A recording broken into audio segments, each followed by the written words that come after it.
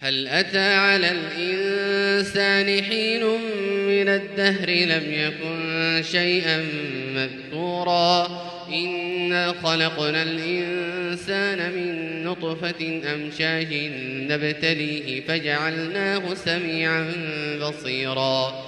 إنا هديناه السبيل إما شاكرا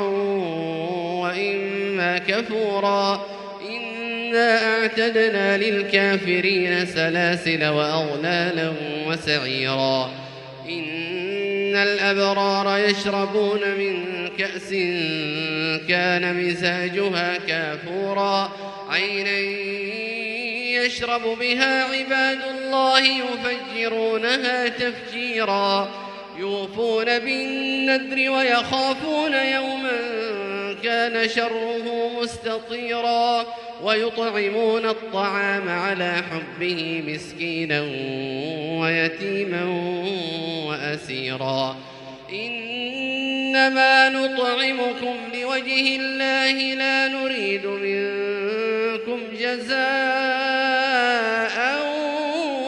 ولا شكورا إنا نخاف من ربنا يوما عبوسا قمطريرا فوقاهم الله شر ذلك اليوم ولقاهم نضرة وسرورا وجزاهم بما صبروا جنة وحريرا متكئين فيها على الأرائك لا يرون فيها شمسا ولا زمهريرا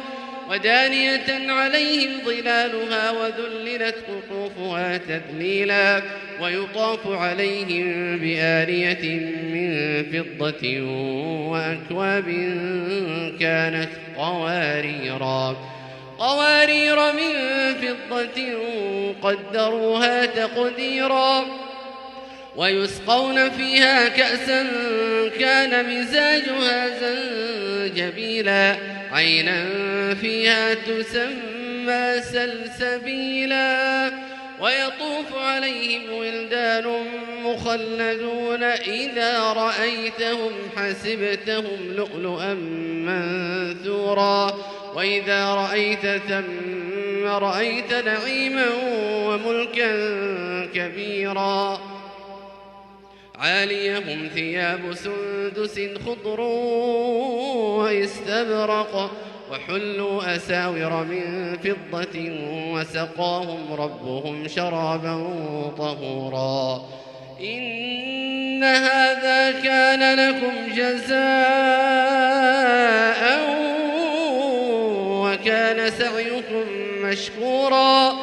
إنا نحن نزلنا عليك القرآن تنزيلا فاصبر لحكم ربك ولا تطع منهم آثما أو كفورا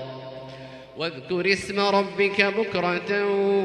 وأصيلا ومن الليل فاسجد له وسبحه ليلا طويلا ومن الليل فاسجد له وسبحه ليلا طويلا إن هؤلاء يحبون العاجلة ويذرون وراءهم يوما ثقيلا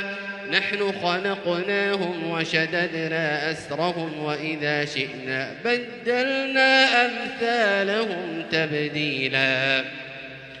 إن هذه تذكرة فمن شاء اتخذ إلى ربه سبيلا وما تشاءون إلا أن يشاء الله إن الله كان عليما حكيما يدخل من يشاء في رحمته والظالمين أعد لهم عذابا أليما.